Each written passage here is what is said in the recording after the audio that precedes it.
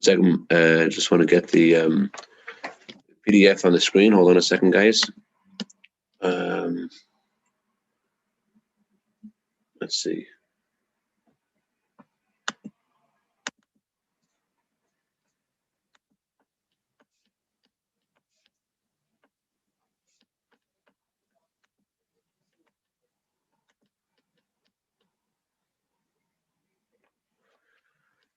Sorry about those messages which aren't relevant to everyone. Hold on a second. While the screen is pulling up, let me just start off what we're going to do today. We're going to learn a mimer, famous mimer, the previous Rebbe, on the story of Elisha. The story of how Elisha would come and spend time in this house, and the hostess of this home says, since this godly man is visiting us all the time, we should make a room for him there. And this room, in this room, we should put a chair, a table, a bed. So the mimer talks about how the idea of it's not just about a chair or table or bed or a candelabra for Elisha, but there's also a spirit of Hashem in us, and we need to do something for that spirit of Hashem in us. Hold on a second. Let me try to get this onto the screen. Okay, it's on page Kuf Samach Daled in the PDF. 1 second. I think it's 324.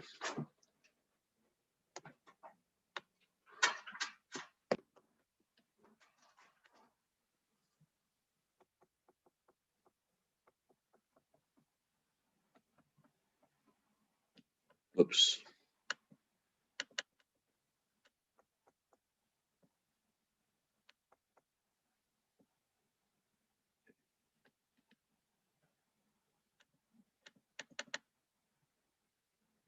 So this message of making a place for Hashem, the chair, the table, are references to what we need to do in davening. In davening, we make a place for our godly spirit, for our neshama.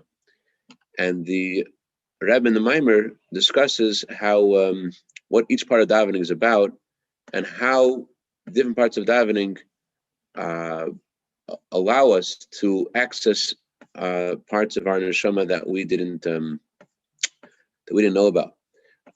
Actually, I made a mistake. It's not 324. It's actually 3.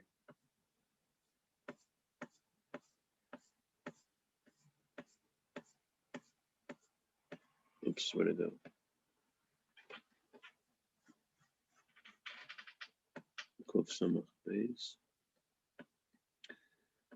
Bear with me 1 second. Where is this?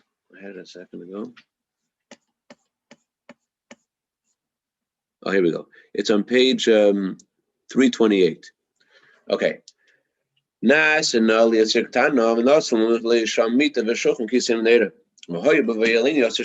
make for him a small room.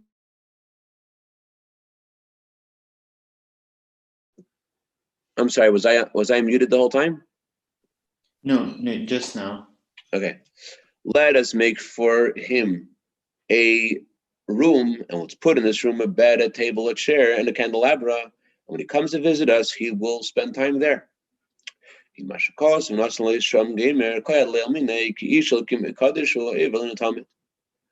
it says we should make for him a room, it's referring to Elisha. As the pasuk says before, there's a godly man who always visits us, and that's why we should make this room for him. The meaning of this holy man spiritually is a holy, pure spirit, the pristine holiness that exists in every single Jew. And he always passes by the Tamid. And Hashem always bestows upon the Jewish people a pure spirit. It says in Tanan Velio something incredible. It says every Jew, men and women, according to their deeds, they have Ruach HaKodesh. They have divine inspiration. Every person has divine inspiration according to their deeds. As opposed to thinking that divine inspiration is something that is only relevant to prophets, Tanan Velio clearly says that there's something of that Ruach HaKodesh that we all get. And that's the meaning of the Ruach Tara, pure spirit. The Rebbe writes in a Sikha, I don't have it in front of me to say this correctly, hold on a second.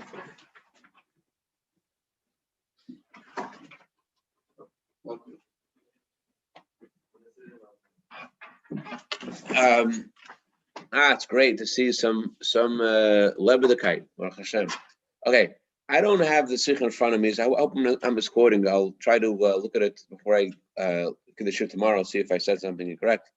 But if I remember correctly, the Rebbe writes that sometimes you have a inspiration to do something, and it's like a little bit, it's a small measure of prophecy. You know, like when a parents name a child, it's called prophecy. They don't know they're having prophecy. It's not like they get the heebie-jeebies before they name their child.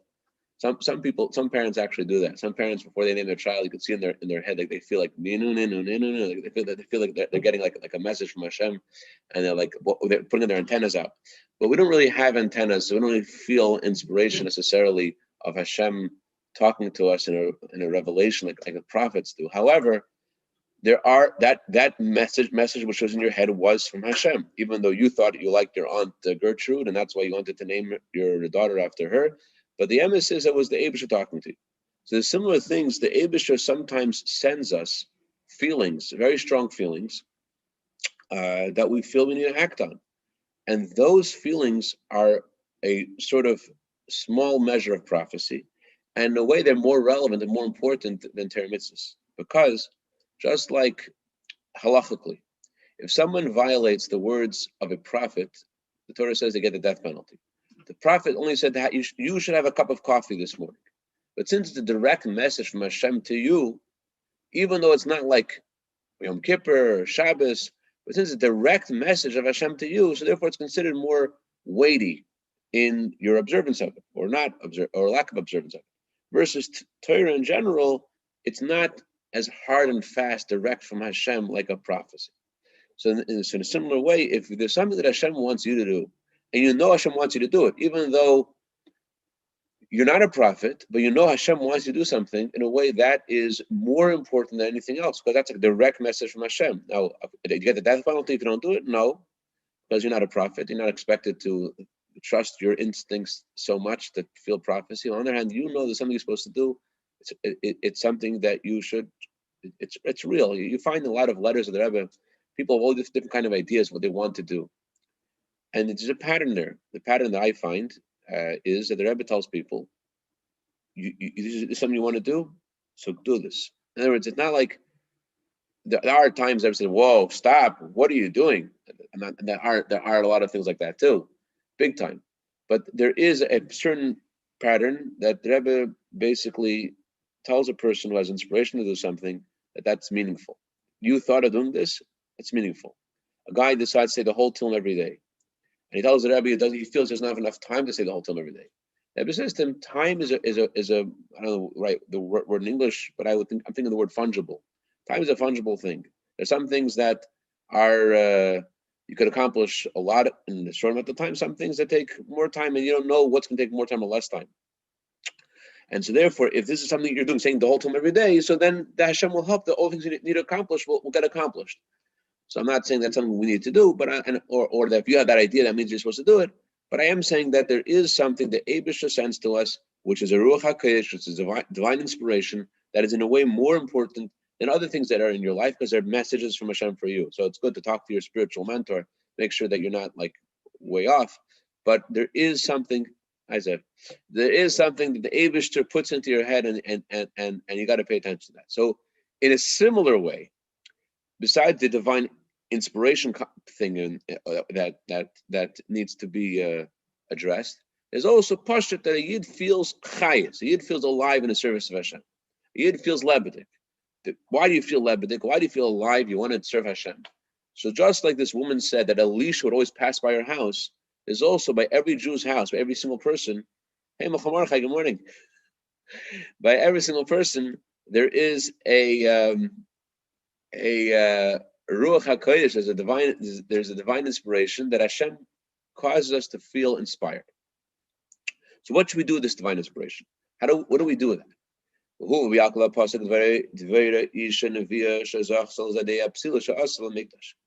in the Yalkut that Devorah was a prophetess because she made wicks to be used in the Beis Hamikdash. Hashem doesn't need our light. The purpose of the light of the Mishkan is to give light to the world. So she would make the wicks for the Beis Hamikdash, and that is how she merited to have divine inspiration. The light of the menorah is the light the Jewish people give to the world through the light of Torah. The Devorah subsils Hamikdash,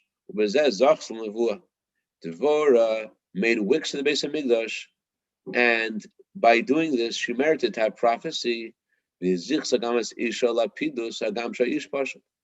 she also caused her husband, although he was a very simple guy, she also caused her husband the great merit that he also got some of the Ruach HaKodesh trickled into him as well, in merit of her making the wicks for the Beis Hamikdash. So we see that by a person doing phenomenal deeds to give light to the world, the Eibishter gives them more insight, more Ruach HaKodesh. And doesn't just mean more insight for the future, it means the Eibishter gives you more of the light of your neshama to be alive. And that's the meaning of the words and of this verse. The man of God, the Ish Moiral is Gabras Hamidis. The word man indicates there are four titles for man. There's Ish, Adam, Enesh, and Gever. Ish means someone who is able to dominate their character.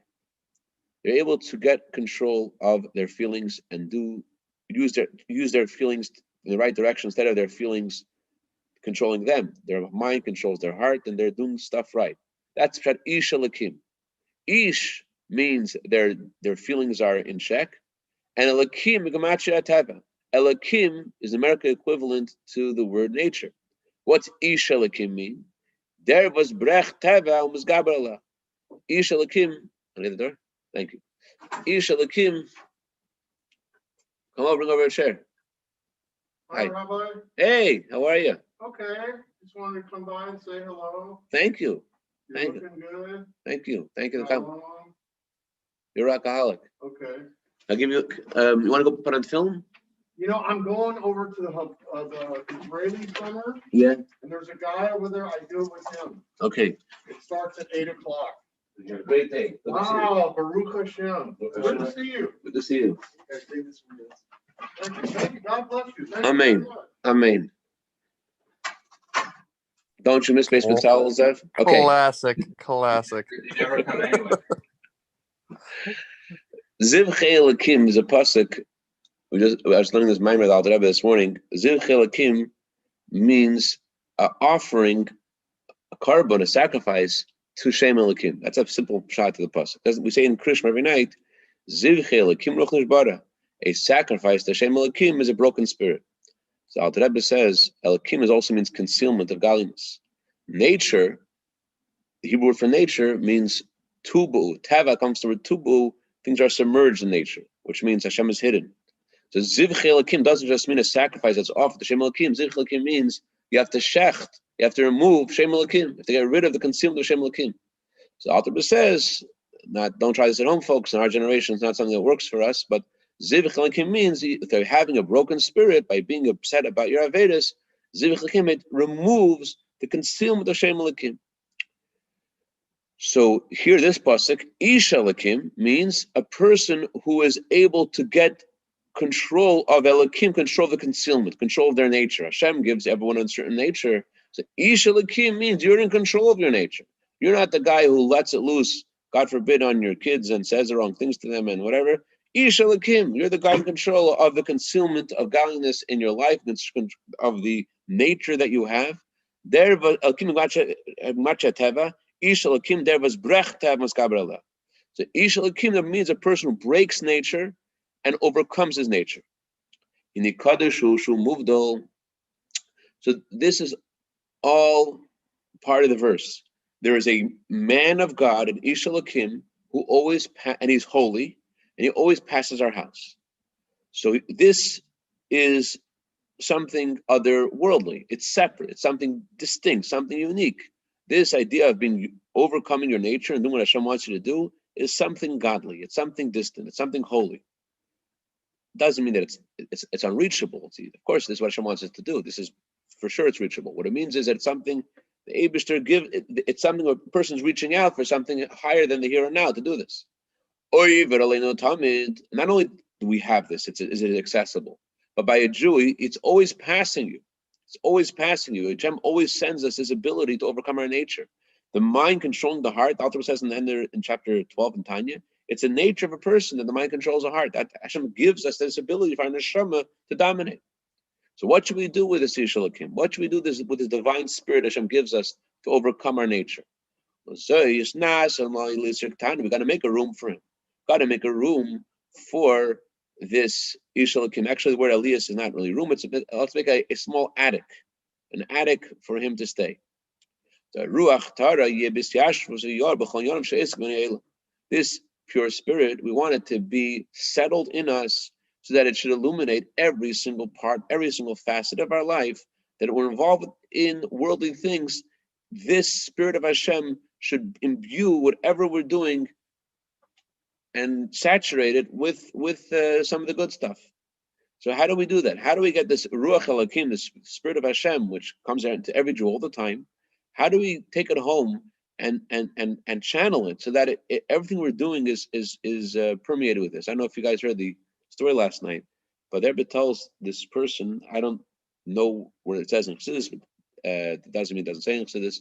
I don't know nearly enough to make any statements about what it does or doesn't say anything in Chassidus, but the Rebbe says to this person, Yechidus, that the word for spirituality, the word for physicality have a very similar makeup. Spirituality is ruach, and physicality is chomer. They both have a reish and a ches. So it tells them, whether you look at the world as a physical world, that's one way of looking at it. You can also get a very fresh perspective of everything you're doing with ruchnius. There's not a great divide between ruchnius and gashmius, and the spiritual and the physical. You can live a spiritual life. You can look at the world and say, this is a spiritual place. This is something different. You just drop the mem, and what has previously been all chomer, all physical, now you have a brand new, fresh look at it, and it's ruchnius, the same thing. So there's not much of a divide between them. Ruach and chomer, the same letters. Yonatan has issue with that. So do we all. Okay, fine. Got it for brain. Agapanim. Are we saying like does the mem actually represent something? In this Yechidus, the way it's printed in my story over here, it doesn't explain what dropping the mem means. It sounds like to me dropping the mem means dropping our natural perspective of things and looking at it through our neshama's eyes. But the Rebbe doesn't explain what it means. At least he doesn't remember. It doesn't write it down in this account of the audience he had. So the bottom line is we have this ruach tar. Hashem sends us the spirit, and we have to make it stay with us, that it should illuminate our life. So how do we do this? So there's 4 tools you need to use to make the neshama part of you. To understand what this means in our life, says the Zohar in section 2, page 133a, to meet the Shulchan Kisam Nedam Dal Tikun Deshchinta. Where's Marichus? Amor Mekal Amor the meet with Tfilas Arvis. The Shulchan Kisam Nedam says the Shachos. So the Zohar has a lot of discussion about the 4 adornments of the Shechina, and the bottom line is the 4 adornments of the Shechina go like this. The bed refers to the prayer of Ma'ariv. The table, chair, and the menorah refer to Shachris. What's a table? The table refers to the verses of praise and the blessings of Shema. Kisei Krishma. The chair refers to Shema. Menorah to the Shemona Esrei. And the candelabra refers to Shemona Esrei. That's what the Zohar says. The table is from Baruch She'amar till Shemona Esrei, till Shema. The chair is Shema. The candelabra is Shemona Esrei. And the bed is Ma'ariv. That's what it says over there. Tzarach Lahav, we need to understand about Leik, Siv Erev, Ikasaroi, Masicha Gamer, Shen Gimel, Tfilos Shachas Mincha V'Arvis. It says, I speak to Hashem in the evening, in the morning, in the afternoon. This corresponds to Shachas Mincha Ma'ariv. V'yadua, the Golem means Tfilos Mincha, Al-Shari Tfilos, the Arv Shachas. It's known that Mincha is considered to be a greater prayer.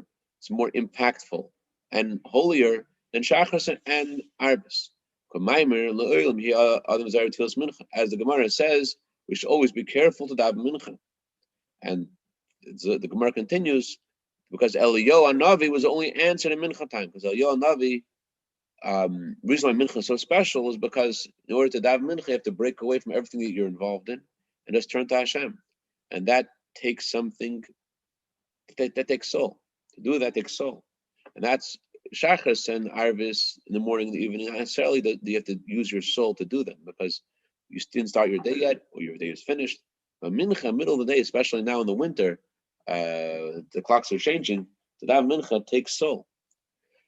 So that's why it has such an impact. How come mincha isn't counted? If we want to talk about something that connects to soul, the first thing we should talk about is mincha. You want to bring the spirit of Hashem into you in a tangible way? Mincha, immediately. You're getting soul right away. Achi hanisenes. But that itself is the answer. Our question is the answer. In other words, of course mincha is soul. The question is, how do you get to mincha? Mincha is indeed higher than the chair and the table and the candelabra. Everything else you do is preparation for mincha. Ma'ariv and Shachris is a way to get you into the mincha. We need to understand what is the meaning of mincha in general and what does mincha mean on a personal level. Mincha doesn't just mean davening mincha, it means something in you. What is mincha in you?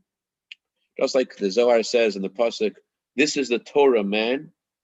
The Zohar says this, the Torah man means whatever you learn in the Torah, it means you. There is Machal Mordechai's Sarah, Rivka, Rachel, and Leah, and Armitz and Yaakov, and also there's your mincha. Right, Sarah? No, I didn't say it. Sarah, Rivka, Rachel, and Leah, and Sarah, great people. I you said Sarah. Actually, I never knew this before. I saw an account of the Holocaust of someone who was spending time during World War II in Belgium, or I'm sorry, visa to Belgium from I forgot which country, and the Nazis made every Jewish woman put the word Sarah on their passport, and every Jewish man to put the word Israel on their name. It's mamash exactly like the Rebbe says that in Europe it used to be every paritz, every landowner would call his Jew.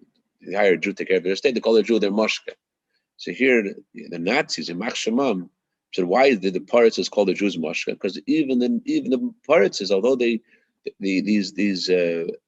very unfamiliar with Jewish tradition, there's something in them sense that a Jew has an connection to Moshe Rabbeinu. So the Nazis what said they every did? Jewish woman, huh? In the Soviet Union, as you know, they called every Jew with a beard a Schneerson. Right. So, and also in Iran, they call Jews Kalimi. Kalimi means the one who speaks to God. Moses is the one who speaks to God. All Jews are called Moses, they're called Kalimi, the ones who speak to God. So you didn't know that back in the Yaz, did you? No. Kalimi, the ones who speak to God. Ask Zayd, they'll tell you. Anyways, so there's something of Moshe in me and something of mincha in me. There's mincha in me, not just a davening mincha. There's something of mincha in me. I don't know if it's a little off color or whatever, but Reb Chazak Kozliner was very, very, very big chassid. He had a lot of nachas. He went to a Pesach Sheni Farbrengen in Eretz Yisrael, and it was in Yerushalayim, and instead of there was no matzah on the table. He had nachas, there was no matzah there. Because it's not about the matzah. You eat matzah Pesach Sheni, but Pesach Sheni is all about, it's never too late. There's an energy of Pesach Sheni. It's not about the matzah. So in a similar way, mincha isn't just about davening mincha. There is the energy of mincha. Mincha means something. There's mincha in Yonatan, mincha in me. Mincha means something. So what is mincha in us? Who explanation is like this. It says in the Torah, it was evening, it was morning one day. The whole purpose of our service of Hashem, the goal we're trying to get to is one day. What's that one day? To reveal the oneness of Hashem in the world. The word one in Hebrew, echad, is an acronym for Aleph, which means the master of the world, Ches, which means the seven heavens and the earth, 8 refers to the seven heavens and the earth, and 4 refers to 4 directions. So the goal of a Yid's service in the world, why Hashem put Hashem in the world, is to reveal wherever they are, whatever they're doing, and in themselves, in their mind, in their heart, that the Eibishter is the only one in the 7 heavens and the earth, everywhere. And that's the meaning of one day. Sing the song already. One day. No, Hagila di Echad. The idea of one day means there should be a revelation of Echad. Day means light. Day means revelation. One day means the oneness of Hashem should be day, should be revealed. That's why Yid's in the world, Yom Echad, to reveal in the world that Hashem's oneness should be revealed. One, the oneness of Hashem should be day. That's why we're here. So what does the Torah say? It was evening, it was morning, one day. You want there to be one day, you want there to be revelation of one, you have to have evening and morning. In order to have the light of the morning, you have to start with the evening. The beginning of our service of Hashem is with Ma'ariv in general, and especially Shema before retiring. In order to get to the morning, you have to first have the evening. The Gemara and Yuma discusses when the beginning of the service of Beis Hamikdash is, and one of the tangents the Gemara goes through is at the beginning of the service of the day is the Trumas Hadeshin, the removal of the ashes from the altar, putting the ashes on the side of the altar. That's the beginning of the Vedas Hayim, or the end of the in our lives. Trumas Hadeshin, the Frierdiker writes elsewhere, maybe it's in this mimer as well. The Trumas Hadeshin, the beginning of your service in your Beis Hamikdash, is Krish Shel Mita. And if you remember the story I shared with you, there was a friend of mine who had a very hard life. Is doing better now, but he was in the valley once in a taxi. Alayim Mashal, used to be something called taxis. Yeah. So this taxi driver tells him, you make your life easier. You have to not be religious the way you are.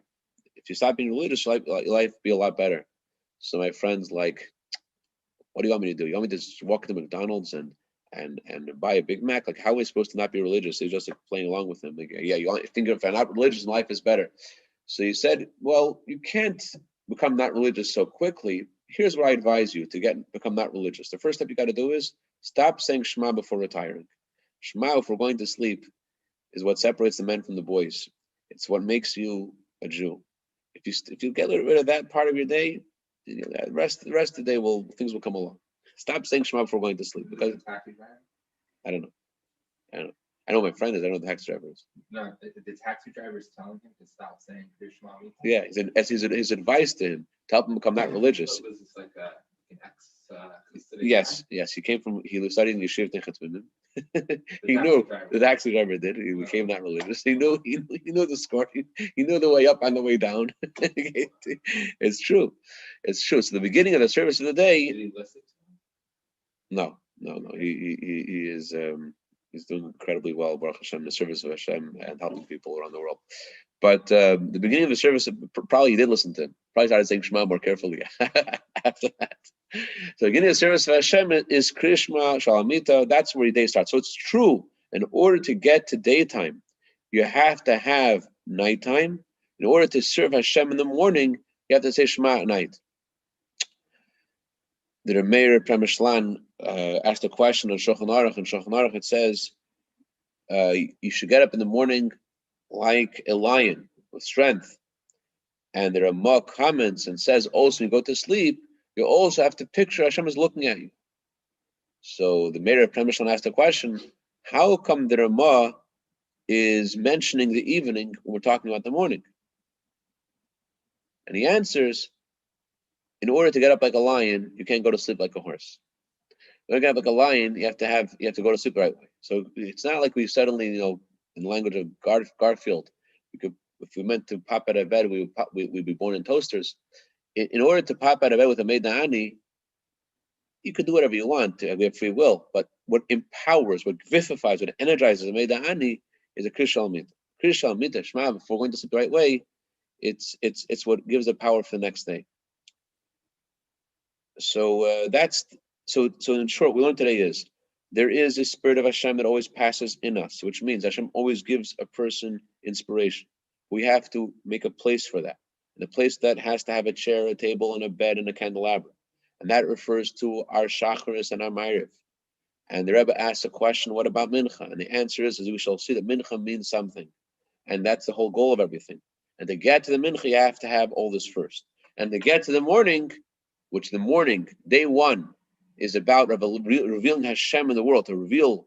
The goal is, and it was evening and it was morning one day, the goal is that there should be day one, that the oneness of Hashem should be in a state of day, in a state of revelation, state of light. To get to that, you have to have evening and morning. Morning refers to the morning prayers, and evening refers to Kriya Shalmita. So just in a sentence, the hierarchy is, first, the goal of everything is to get to Mincha. To get to Mincha, you have to have evening and morning. Evening means Kriya Shalmita, and morning means Shachris. That helps us reach Mincha, which accomplishes day one, which accomplishes the revelation of Hashem in this world. That's what I wanted to do today. Any questions or comments or criticism? All right. Are we going to be learning this week? Yes, Mr. Hashem. All right. Pretty forever, huh? Yes, it is. A long time, Rebbe. Yeah. A long time. All right. Have a great day, everybody. We learned a pretty grab on my. I'm expecting to see Yonatan here tomorrow, bright and early. Yeah, absolutely. It'll be bright and early for him. He'll be already halfway done with his day.